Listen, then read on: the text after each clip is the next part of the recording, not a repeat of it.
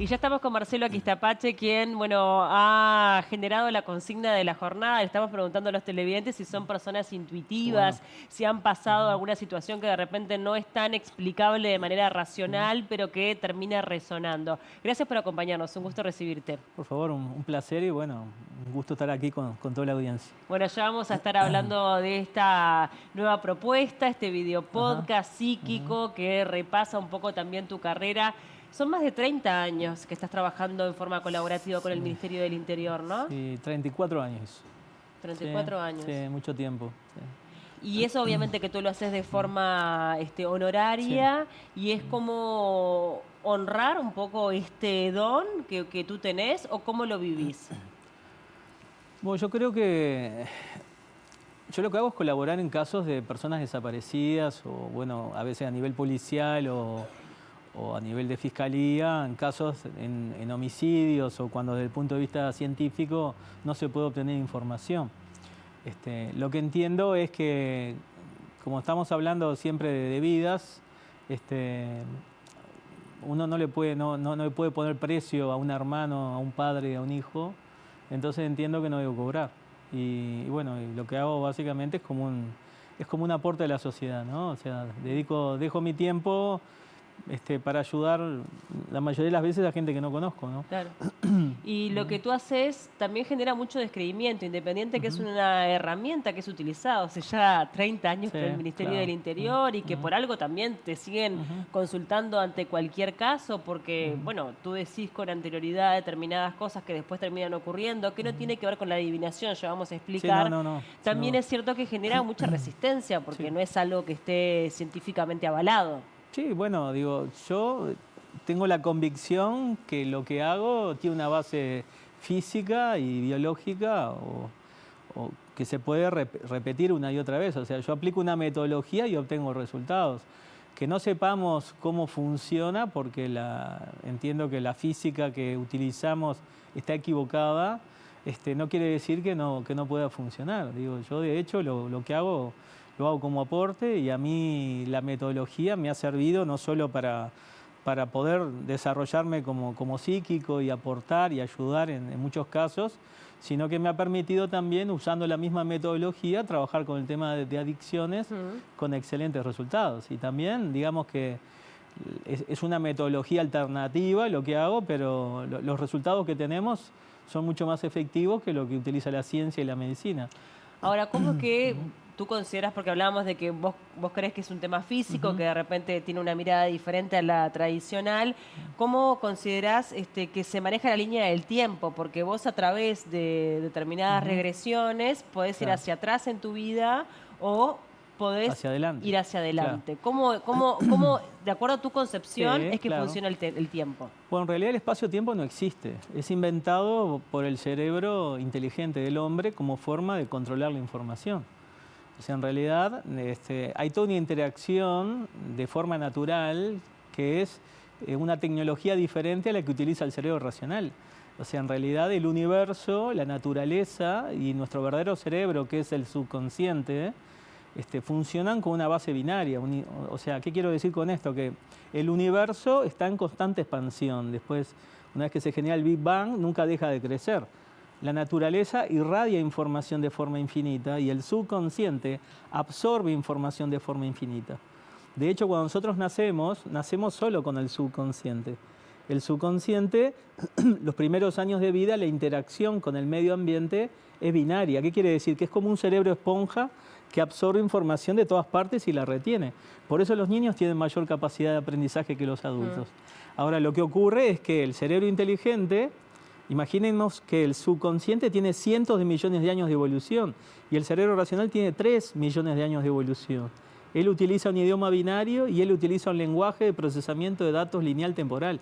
O sea, él básicamente transforma un idioma binario a un idioma lineal a través de los sentidos. Y así es como controla la información del sistema. En realidad, nuestros ancestros, cuando aún no habían desarrollado el cerebro inteligente, dependían más del subconsciente que del cerebro inteligente. ¿Por qué? Porque el subconsciente lo que permite es anticiparnos acontecimientos. Así como escuché que había muchos gente de la audiencia que contaba que a ellos les pasa que percibían determinadas cosas y después ocurrían, en realidad todos tenemos el potencial. De hecho, aquellas personas que tienen mascotas se dan cuenta cómo un animal, o un perro, o un gato, sabe cuándo la persona va a llegar. Y se pone en la puerta y espera que la persona regrese. Y la persona capaz que regresa 3 horas antes de lo habitual. ¿Y eso por qué? ¿Porque percibe el olor? ¿Porque siente el sonido? No, es porque cuando esa persona llegue a ese lugar, va a generar una emisión de información y esa emisión va hacia adelante y hacia atrás en el tiempo. Entonces, nuestras mascotas ya saben que en 5 minutos la persona va a estar ahí, por eso van y la esperan. Entonces, nosotros lo que ocurrió con nosotros los seres humanos es que el cerebro inteligente evolucionó y gracias al cerebro inteligente logramos modificar el medio ambiente. Entonces, ya no era necesario anticiparnos, sino que gracias a que tenemos prácticamente solucionado muchas cosas, simplemente podemos vivir mucho más tranquilos. Pero eso ha ido anulando nuestra verdadera capacidad natural, que es el subconsciente, que lo hemos dejado con una especie de disco duro donde guardamos la información, cuando en realidad es nuestro verdadero cerebro. Claro. Y si tú puedes ir hacia atrás, hacia adelante, mucha gente diría, ¿y por qué no sos multimillonario y te ganás todos los números del 5 de oro, de la lotería, claro. O bueno...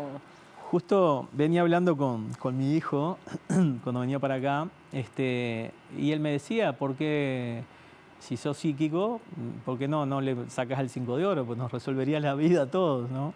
En realidad yo digo siempre que soy psíquico no idiota, digo, he intentado muchas veces obtener información. Lamentablemente cuando quiero obtener información que de alguna manera me permita enriquecerme, no me funciona.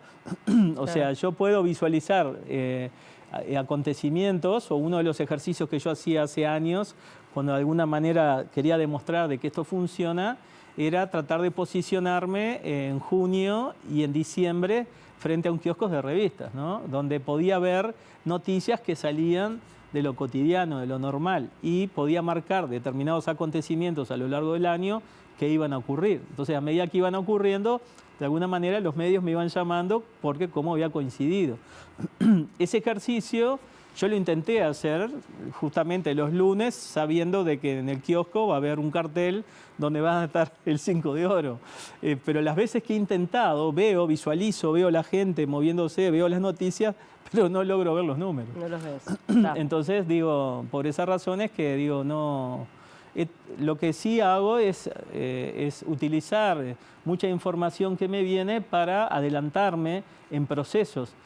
Eso me ha permitido desarrollar una metodología, por ejemplo, para tratar adicciones, que entiendo que estamos cientos de millones de años en evolución, claro, comparado con lo otro. ¿Por qué? Porque yo he visualizado hacia dónde va determinada cosa hecha y empiezo a generar un proceso, aunque sea físicamente imposible. Claro. Y lo que veo que cada vez que yo modifico pequeños cambios hacia ese lado, obtengo mejores resultados. Entonces, a lo largo de 13 años, hemos logrado generar cambios estructurales con mejores resultados.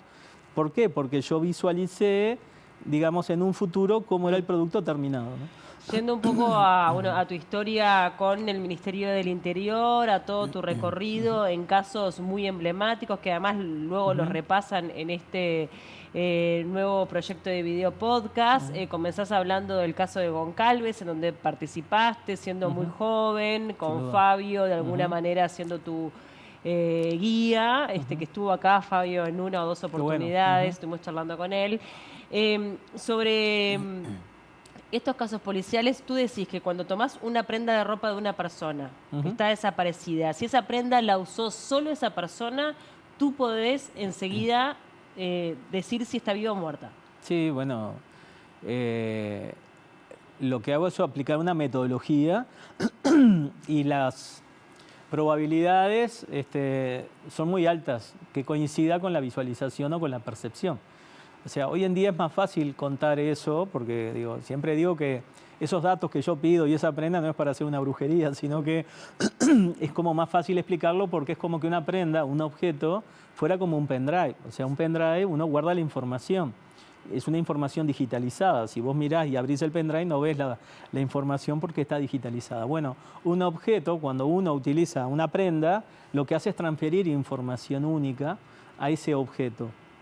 esa información sigue interactuando con la corteza terrestre. O sea, tú te pones algo, te lo sacás, aunque lo laves, de alguna manera sigue interactuando. Entonces, yo puedo obtener información de una persona que tiene 40 años con una prenda que usó a los 5, por ejemplo, si solo ella lo usó. Entonces, el hecho de estar vivos, estamos emitiendo información a través de los sentidos. Es como que fuéramos un GPS natural. Lo que no tenemos es la capacidad, no tenemos tecnología para capturar esa información emitida. Pero una mente entrenada lo puede hacer. Entonces, ¿yo qué hago? Pido, por ejemplo, hay una persona desaparecida. Entonces pido el nombre completo, fecha de nacimiento, una fotografía impresa y un objeto. O sea, de alguna manera lo que estoy haciendo es como generando un número telefónico que solo esa persona lo puede tener. Entonces, ¿qué hago? Emito la señal. Con esos elementos provoco, digamos, con una serie de ejercicios controlados, lo que viene a ser una especie de autohipnosis, que lo que hago es generar una depresión de la conciencia. En este momento mi conciencia está activa en el cerebro racional porque es el que está pensando. Pero cuando yo, digamos, de alguna manera genero esa depresión, lo que ocurre es que la conciencia deprime y accede al subconsciente. Que eso es lo que hacemos todos los días cuando vamos a dormir. Claro. Lo que ocurre es lo siguiente, cuando digamos que son dos tecnologías, el cerebro inteligente procesa la información y el subconsciente es donde se guarda la información y los sentidos. Entonces, habitualmente, durante el día, la mayor parte del tiempo, la actividad eléctrica está en el cerebro inteligente. Entonces, eso genera una saturación eléctrica que levanta temperatura y la temperatura genera cansancio en nosotros. Entonces, uno está cansado, se acuesta a dormir y la conciencia deprime, accede al subconsciente. Y ahí es donde el cerebro racional descansa. ¿Cómo? Se enfría como que fuera un motor. Al otro día la conciencia se activa, el cerebro racional que maneja la parte muscular, es cuando uno se despereza y se acuerda muchas veces del sueño que tuvo. Claro. Por eso muchas veces los sueños profundos son como disparatados. ¿Por qué? Porque el subconsciente tiene tu edad, pero intelectualmente es un niño de 3 años. Entonces te va a buscar el recuerdo de tu abuela, con un compañero de trabajo, con un proceso, con un proyecto que tenés y te arma un merengue bárbaro, Sí. ¿no? Entonces básicamente lo que yo hago es generar a través de un ejercicio controlado la depresión de la conciencia y al tener enfrente el objeto y los elementos, lo que hago es obtener información binaria. Y esa información tiene la característica que te permite obtener información del futuro y del pasado asociado a ese evento. Igual me imagino que debe ser muy fuerte porque obviamente hay familias, el tener que decir, bueno, esta persona no está con vida. Sin duda. ¿Cómo es eso? También en cuanto a lo emocional y en cuanto a lo que tú has trabajado durante tantos años. Yo ¿no? lo que, lógicamente, tengo que mantener un criterio de comunicación. Si es a la policía es una cosa, si es fiscalía es otra cosa. Si es a una familia, lógicamente tengo que ver cuáles son las características de la persona a la cual tengo que transferir esa información. Hay veces que entiendo que es mejor pasar información, digamos, si bien como preparando la situación. Hay casos realmente, por ejemplo, los casos de suicidios, que uno toca una prenda de un suicida y es un desprendimiento intenso y constante y asociado a una angustia y sobre todo a una, digamos que la persona que se va a quitar la vida, se quita la vida y se arrepiente. O sea, el 99% de la persona que se quita la vida se arrepiente, pero cuando se arrepiente ya no puede volver atrás. O sea, y esa es la carga de arrepentimiento y de angustia que te genera una persona que se haya quitado la vida. O sea, es terrible y a veces, cuando es muy evidente, de alguna manera trato de ir preparando a la familia, pero lógicamente que eso lo evalúo determinado, depende del caso. Claro. ¿No? ¿Y te has equivocado alguna vez? Sí, claro. Me puedo equivocar porque hay muchas, a lo largo de los años me he dado cuenta por qué en algunos casos me equivocaba. Y pasa, por ejemplo, que algunas medicaciones, por ejemplo, el litio, inhibe la capacidad de obtener información. La esquizofrenia, la bipolaridad, también el consumo de sustancias, cuando la persona está muy, digamos, drogada, por decirlo de alguna manera, es muy difícil interactuar eléctricamente con esa información. Y eso me he dado cuenta a medida que voy participando en casos y cuando la obtención de información no es que me equivoque, sino que no logro obtenerla. O sea, cuando yo no logro obtener información, es como que porque alguna razón esa persona no está interactuando eléctricamente con la corteza terrestre. Me ha pasado que no he podido obtener información de determinadas personas. Entonces, luego empiezo a preguntar más, porque digo, bueno, esta persona está tomando alguna medicación, sí, está tomando tal cosa y litio. Bueno, pum. Eso a lo largo de los años, de alguna manera, he ido, así como te dijo, determinadas características o enfermedades o medicamentos o drogas. Algunas drogas no me permiten obtener información al respecto. Pero lógicamente que a veces ocurre que uno también hace una interpretación racional y ahí es donde uno se equivoca. Por ejemplo, cuando en casos donde tú planteas y obtenés una visualización durante mucho tiempo y esa persona está en un lugar donde las condiciones de ese lugar no son compatibles con la vida. Entonces, lógicamente, uno hace una interpretación de que la persona posiblemente esté fallecida, aunque no logres, aunque no te genere ese desprendimiento. Ese caso, por ejemplo, es un caso como el de Milvana Salomone, la doctora que fue secuestrada, y yo describía una y otra vez el mismo lugar, o sea, era un lugar que no era compatible con la vida. Entonces, cuando apareció viva me llamó la atención, pero cuando vi el lugar donde ella estaba, el dibujo que yo había hecho coincidía exactamente con el lugar donde ella estaba. Sin embargo, a veces la realidad supera nuestra imaginación. Totalmente.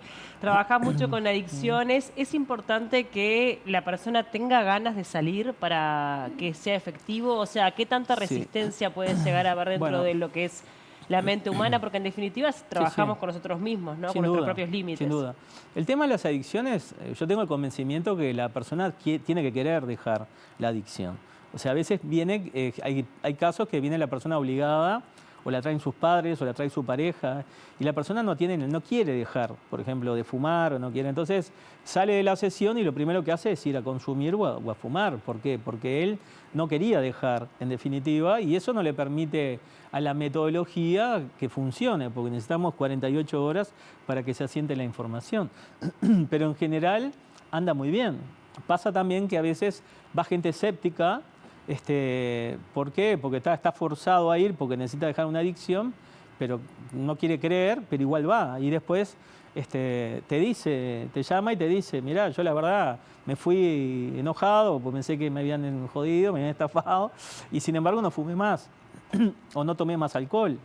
O nos ha pasado casos de gente que va y reniega del método, se enoja durante semanas, por ejemplo, con el esposo, ¿no? Y yo hace, fulanito que fui, no sé qué, que fui, que no me sirvió, que no sé qué, papá, y a las 3 semanas el esposo le dice, escúchame, estás todo el día criticándolo y hace 3 semanas que no fumás. Claro. Y tenés razón, no fumé. O sea, ese tipo de cosas que ahora lo que pasa es que el cerebro, como que tu método lo que hace es engañar al cerebro, ¿no? Bueno, en realidad lo que hacemos es hackear al adicto y le modificamos la información que él utiliza para generar la adicción.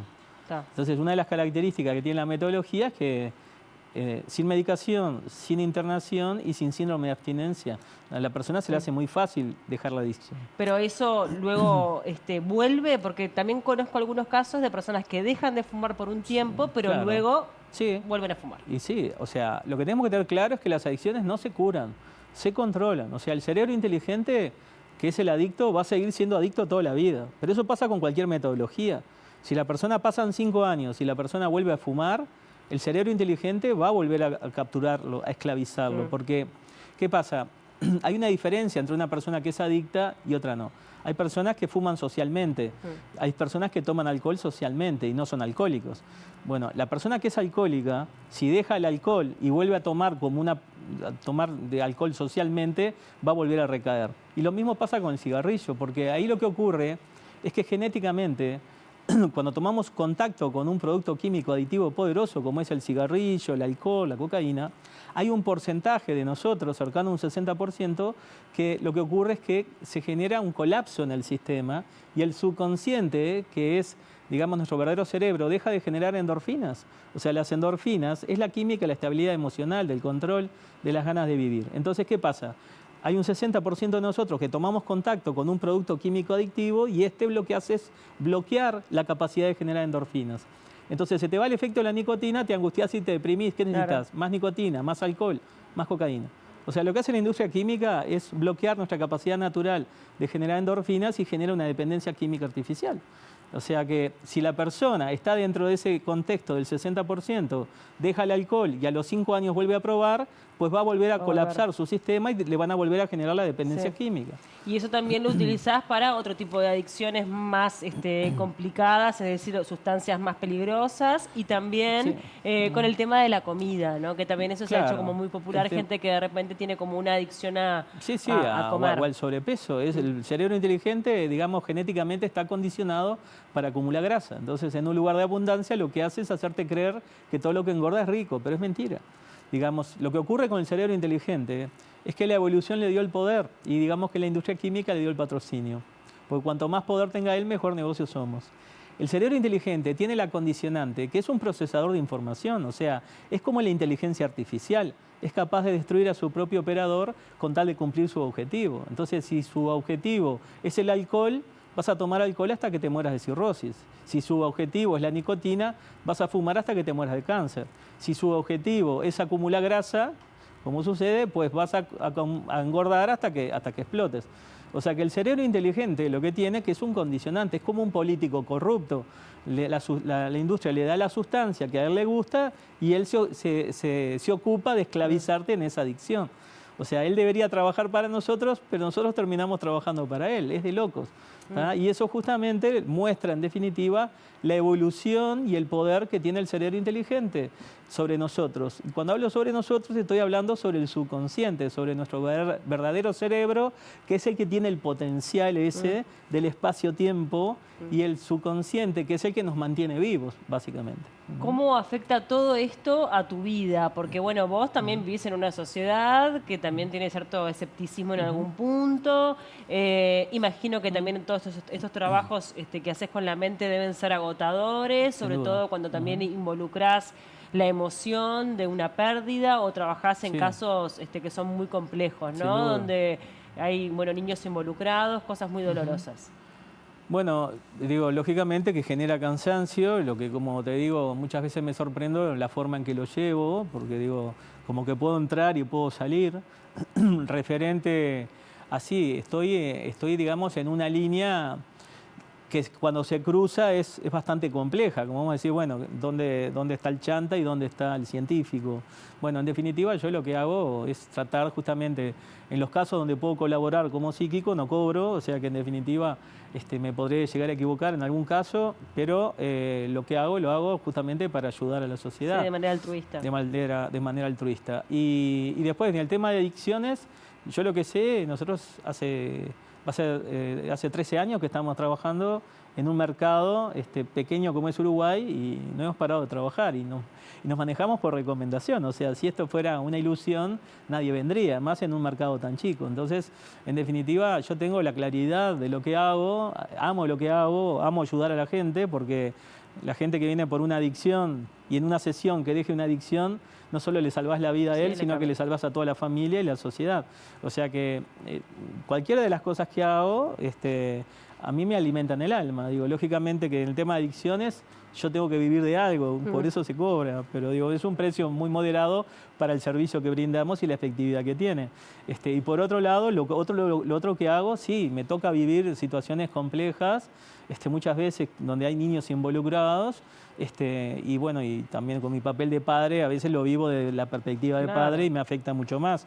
Pero he tenido la capacidad de poder entrar y salir en cada tema, porque lógicamente lo que hago es seleccionar los casos, ¿no? Ahora se podrá imaginar toda la audiencia que muchísima gente me llama para pedirme, no sé, si va a seguir con la pareja, o si va que le dé un número para sacar el 5 de oro, o que perdió el perro, que perdió el gato, hasta por una lechuza me han llamado.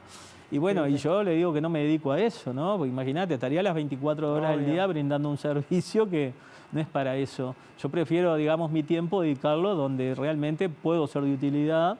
Y en el caso, bueno, de una persona desaparecida, sin duda, entiendo que hago un aporte importante, porque hoy en día es como, digamos, un protocolo cuando desaparece una persona, que muchas familias me contacten. Y yo lo que trato de hacer es de brindarles mi tiempo y la información, porque ¿qué pasa? Cuando una persona desaparece, empieza todo un protocolo a nivel del Ministerio del Interior, personas ausentes, policía, fiscalía, que lleva un proceso y lleva un tiempo. Y a veces las familias quieren de alguna manera ir haciendo una búsqueda alternativa. Y bueno, y entiendo que a veces mi aporte les es de utilidad, Claro. porque ellos pueden provocar búsquedas en determinados lugares y se sienten útiles. Y bueno, y a veces cuando la policía, digamos, realmente interviene, muchas veces ya se encontró o apareció la persona. Entonces entiendo que de alguna manera brindo una alternativa y de ayuda, ¿no? Y además, digo, ayuda a gente que vive en Carrasco, pero gente que vive en el interior y en lugares, en barrios pobres, claro. porque bueno, en definitiva yo trato de colaborar con todos los que puedo. Está ¿no? muy bien. Bueno, vamos a hablar un poco de este proyecto nuevo, video Bien. podcast, que está tan en auge. De alguna forma lo que vas a hacer es un recorrido por los diferentes casos policiales en los que has participado, en los que has colaborado con el Ministerio del Interior. Por ahora están disponibles 2 capítulos. Sí, nosotros en realidad la primera temporada son 8 capítulos. Todos los martes hay uno para ver. Están por Spotify y por YouTube, canal Psíquico, Casos de Marcelo Quistapase. Y todos los martes a las 17 horas sale un capítulo nuevo. Nosotros, el proyecto en sí del podcast, una de las condiciones era que tuviera excelente calidad, todos los aspectos, ya sea visual como auditivo, el entorno, el lugar donde se grabó. La propuesta de que el conductor sea Nacho Esquivel. Nacho Esquivel es un comunicador, tiene la condicionante, y no muchas personas saben que es abogado, tiene la condicionante que fue juez durante muchos años en nuestro país, es un escéptico, pero no un negador, sino que es un investigador. Y por otro lado, lo conozco hace mucho tiempo y tuvimos posibilidad de trabajar juntos en un caso, por ejemplo, que fue internacional, que fue el caso del Titán, del submarino Titán, que había desaparecido. Sí. Y ante la desesperación de que quedaban poco oxígeno, él se interesó y me pidió de alguna manera si yo podía dar un aporte, con la condición que él se iba a ocupar de transferir esa información a la compañía del submarino. Y bueno, y fue así, y la información que pasamos coincidió exactamente con el lugar donde apareció el submarino 3 días después.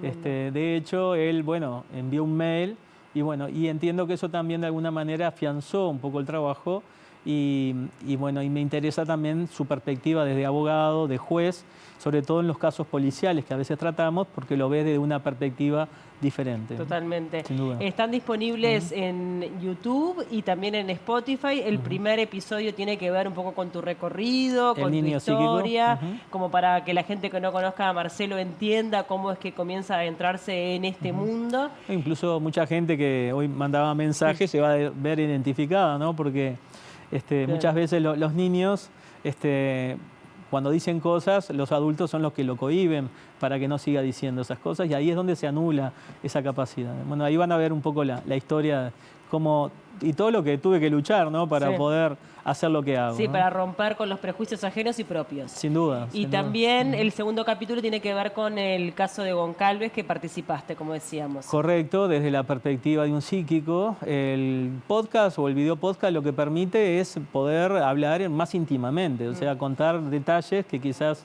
a nivel mediático uno no puede hacerlo, y con otros tiempos. Entonces se genera una atmósfera muy interesante. Y el próximo capítulo que sale el martes que viene está muy interesante porque habla de tipos de muertes, donde hablo de qué percibo, qué métodos, qué objetos utilizo, y hay un ejemplo sobre cada tipo de muerte. Y hay que tener en cuenta una cosa, y es que la mayoría de los casos que se conocen de mi participación, que se hacen mediáticos, son apenas un 2, un 3%. O sea, hay cientos de casos que he colaborado, que realmente son extraordinarios y que muchas veces no se conocen. Claro. Entonces eso permite también poder incursionar más en ese aspecto. Me encantó. Bueno, quedan todos invitados para poder seguir este video podcast, estos episodios. Yo ya me enganché, me enganché con estos 2, voy a esperar el próximo martes. Sí. Y también estás con otro proyecto. Bueno, sí, el video podcast fue grabado dentro de un proyecto que hace 1 año y medio estamos trabajando, que es muy loco porque es como meterse en mi cabeza, que estamos armando un museo de la mente. Mirá. Estamos generando en base a objetos y personajes historias con robótica, con inteligencia artificial. Es un lugar atemporal, como mágico, baños que se transforman. Va a haber una sala 360, hay como un recreado un submarino, hay recreado un sillón que levita. O sea, es una cosa, generamos un local industrial utilizando 11.000 botones, porque lógicamente tenemos que manejarnos con el presupuesto que contamos, pero entras y es un local industrial, o sea, parece que estás en un local todo de hierro y en realidad es todo generado. Y bueno, estamos trabajando con un equipo ahí increíble y lo fuimos generando de cero. Entonces uno llega y realmente se ve que está en un lugar atemporal. ¿Y cuándo queda inaugurado ese Museo de la Mente? Estamos intentando en unos 3 meses poder empezar a abrir las puertas. Pero estamos intentando porque viste cómo es todo el tema de proyecto y desarrollo. Todo cuesta. Todo cuesta. Totalmente. Bueno, gracias como siempre, Marcelo. Un gusto enorme recibirte. y bueno, Gracias. saludo a toda la audiencia. Hacemos una tanda, enseguida venimos.